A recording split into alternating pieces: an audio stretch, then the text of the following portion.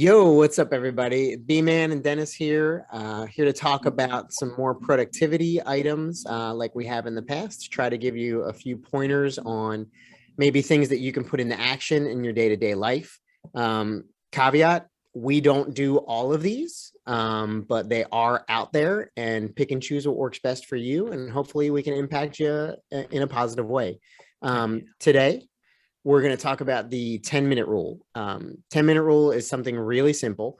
It's basically if you've ever had something that you were dreading doing or just didn't want to do or didn't like doing, right? Like you build that resistance up in your mind. You make what is usually a simple task like really daunting and way more difficult than it has to be. You build it up, you avoid it, you procrastinate, you do all these different sort of things. So starting is always the hardest part. So the 10-minute rule basically is where you decide that you're going to do whatever that task is, that job is, whether it's write a page, read a chapter, start cleaning, start a project.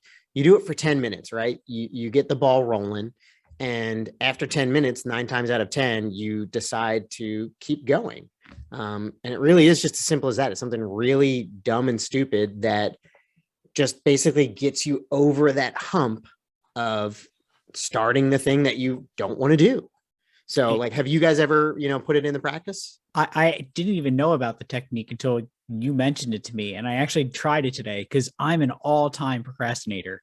Thinking back across my whole academic existence and my career, I just put things off because I don't want to get started on them.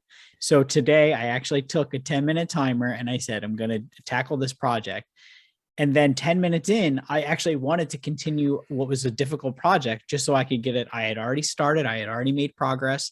And so it basically put me in motion, right? And it simplified the task so that I could just continue and finish.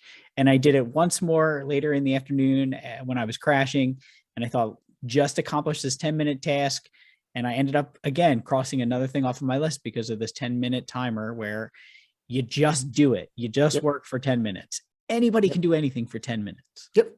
The brain. I don't. Oh, go ahead, Denny. I was going to say I don't practice it or cognizantly practice it, and really wasn't aware of it until today. But you thinking about it in practicality makes a lot of sense. So often you just say, "All right, just get up and do this really quick," and then next thing you know, you get to that 10 minutes, you get to whatever period of time which you thought it would take, and then you say, just keep going. It's easy. I'm already involved. It's not as bad as it seemed.